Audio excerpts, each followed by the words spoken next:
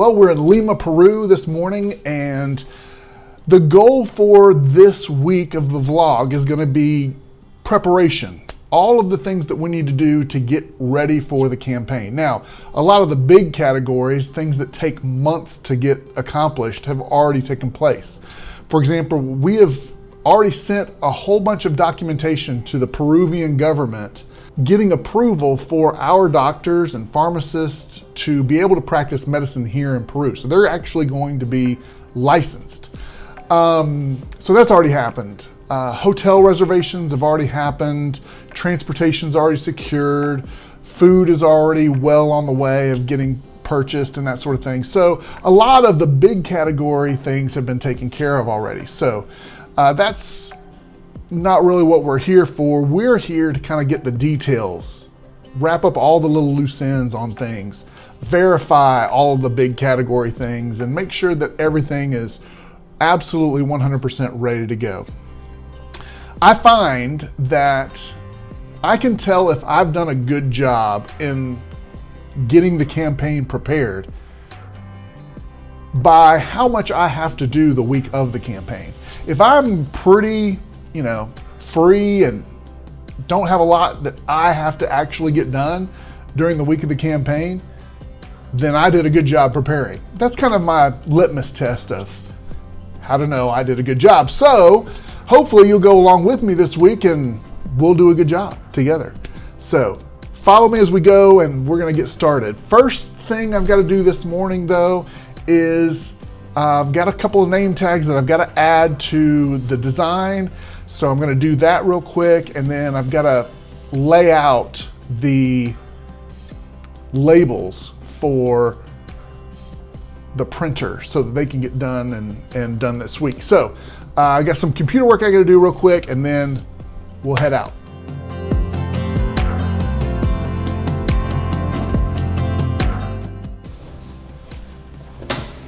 All right, we're off.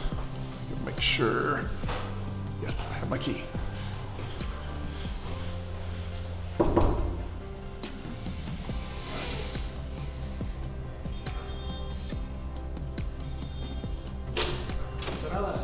You ready? I'm ready. Let's go. I got my backpack, grab my 360. Greg has a fancy Insta 360 cam. I don't even know how to edit that. Oh, they're easy. Huh, well, maybe we'll grab some.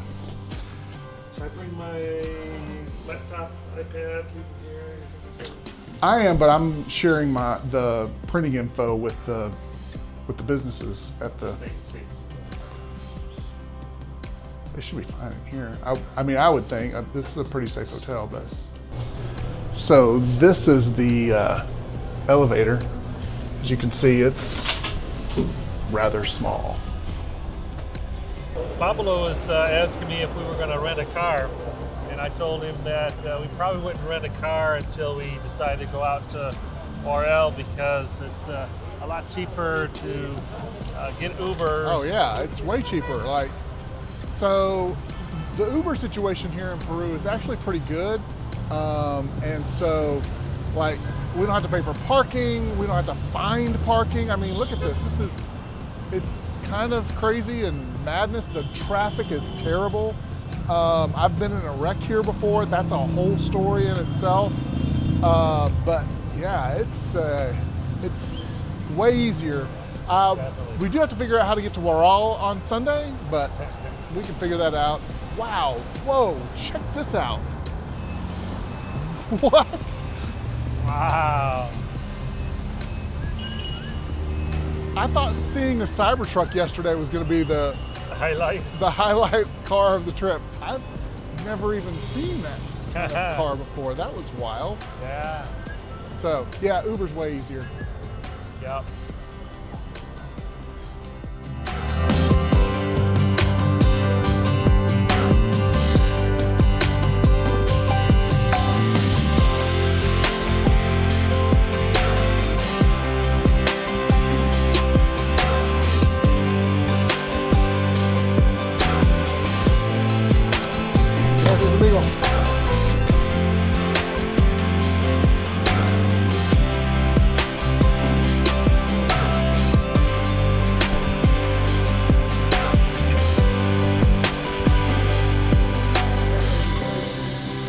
Pablo Calderón.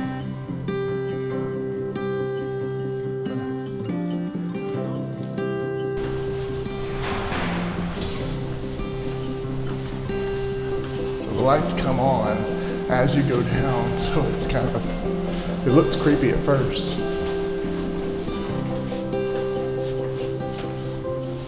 So, a little bigger, not much bigger, but a little bit bigger, a little nicer elevator. We got to go up to 8. He's in the penthouse floor. Yeah. So. It's padded because of the crazy people here. That's right. Buena, ¿qué tal?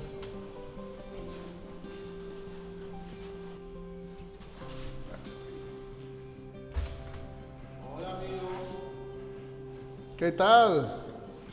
Hola, preciosa. ¿Qué tal? Instant love, instant love. So this is Pablo and his little girl Isabella, who's so excited to see me. Para pagar taxis. Después otra cuenta. Okay. We need to get a vehicle or somebody to take us to Waral on Sunday. Take you to Waral. Yes. Sunday morning, Sunday afternoon. Sunday Lunch? afternoon, Okay. so we can be there for evening worship and then come back after. You want someone to drive you. If it's possible. I mean, I can rent a car for a day, but I would rather pay somebody if it's possible. If I talk to Anel or Yuri, they can give you a car. You can. I would prefer if Yuri drove us, if it's possible, on Sunday. When are you returning? Because he works. Sunday. He works Monday morning. No, we're going to come back Sunday night. Oh, she is so pretty.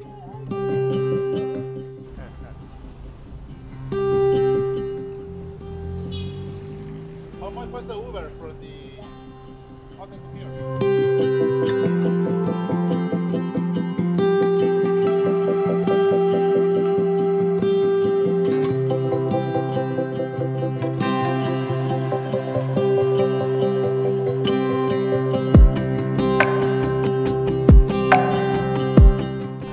So, Pablo, for those people who don't already know who you are, tell us a little bit about you and what you do with Latin American Missions and your work here with the church in Peru and what you do personally. My name is Pablo Calderón. I'm a full-time preacher in Callao Church of Christ. I've been working during the last 10 years with Latin American Mission, doing mostly contracts, logistics, and also getting in contact with John. And when he arrived to Peru, so he can have everything ready. I'm married. I have a beautiful wife and also a full-time father now, and also full-time husband. And that's it. So Peru is my homeland. And I'm glad to work here for the gospel. We've got a leadership team here in Peru that is amazing. They do a great job, and Pablo's part of that team, and so we really couldn't do this without him. It's been a pleasure to be, to be able to count him as one of my really good friends. He stayed in my home, he and his wife, and so a lot of love for Pablo. And as you get to see more about what we're doing, you'll see just how critical he is to everything that we do.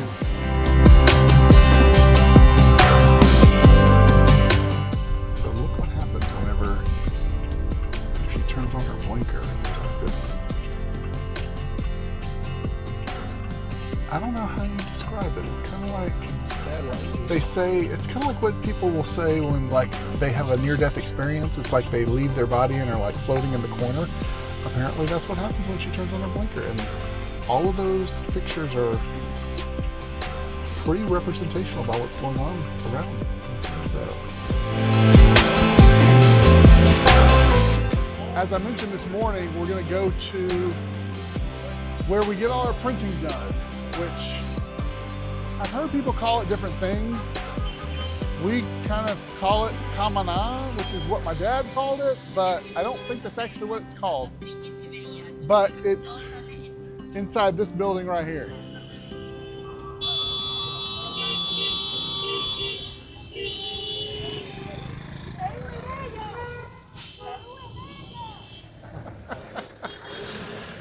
She was very enthusiastic. So as you can see, this is just 2 stories of it, and there's probably at least 2 more stories above this, and I'll show you. So each of these cubicles is about all it is. Every single one of these is a different business. Some of them are open, some of them are closed.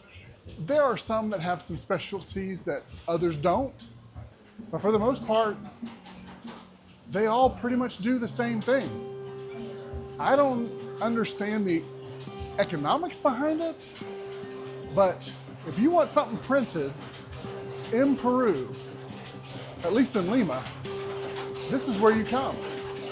And there's old school like ink printing, and then there are digital copiers.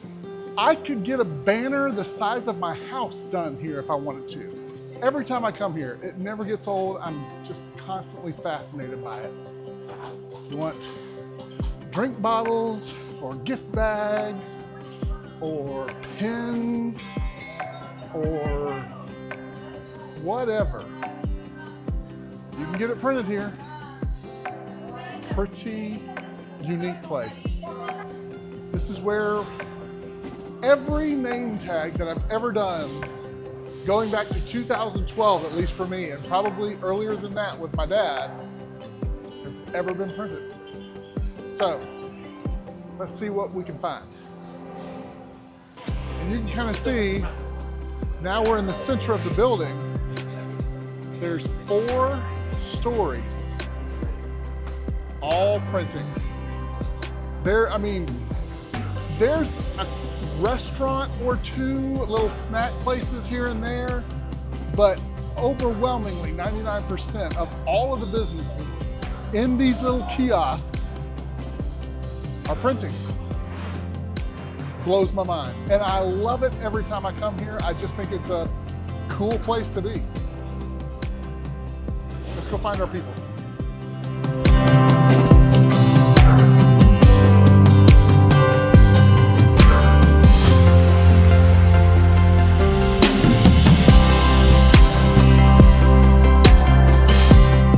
So we didn't get everything done that we wanted to, and partly that's my fault.